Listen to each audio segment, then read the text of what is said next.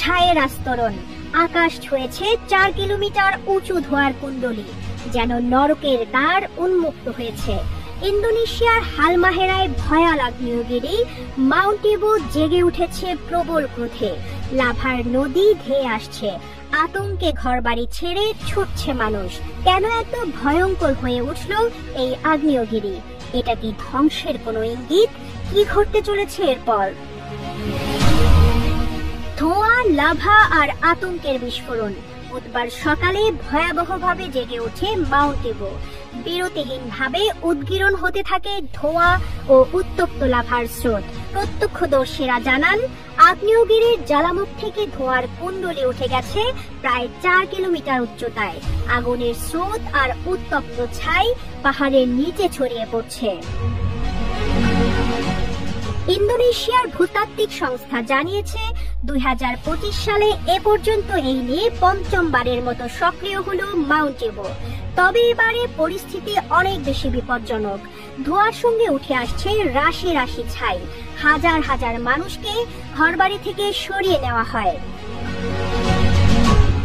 দুর্যোগ মোকাবেলা বিভাগের হালমাহেরা শাখা কার্যালয়ের প্রধান ওয়াওয়ান গুনাওয়ান আলী সাংবাদিকদের জানান, আগ্নেয়গিরির সক্রিয় হওয়ার পর সন্ধ্যার মধ্যে স্থানীয় সরকার ও জনতার উদ্যোগে পর্বতের আশেপাশের এলাকার প্রায় 3000 মানুষকে সরানো হয়েছিল।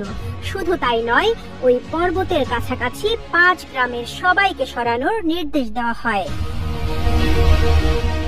গুনাওয়ান আলী জানিয়েছেন, এই আগ্নেয়গিরি বন্ধ হওয়ার কোনো লক্ষণ দেখা যাচ্ছে না। তারা দিনরাত পরিশ্রম করছেন যাতে কোনো প্রাণহানি না ঘটে। দীর্ঘদিন ঘুমন্ত থাকার পর 2024 সালের জুন মাসে প্রথম সক্রিয় হয় মাউন্ট ইবুর জ্বালামুখ। এরপর বিভিন্ন সময়ে বেশ কয়েকবার ভূমিকম্প হলেও আগ্নেয়গিরি আর সক্রিয় হয়নি। কিন্তু 14 জানুয়ারি মাসের প্রথম থেকে সক্রিয় হয়ে ভয়াবহ রূপ ধারণ করে মাউন্ট ইবু। মাসের প্রথম সপ্তাহে 4 বার লাভা ও ধোঁয়া উদ্গীরণ হয়েছে ইবুর জ্বালামুখ থেকে। তবে বুধবার থেকে যে হারে ধোঁয়া ও লাভার উদ্গীরণ শুরু হয়েছে তা রীতিমতো বিপজ্জনক বলে উল্লেখ করেছেন গুনাওয়ান আলী। কেন এত বিপজ্জনক হয়ে উঠছে মাউন্ট ইবু? বিজ্ঞানীরা বলছেন, প্রশান্ত মহাসাগরের আগ্নেয় মেখলা বা রিং অফ ফায়ার অঞ্চলে অবস্থান হওয়ার কারণে ইন্দোনেশিয়ায় ভূমিকম্প বা আগ্নেয়গিরি প্রায় নিয়মিত প্রাকৃতিক দুর্যোগ।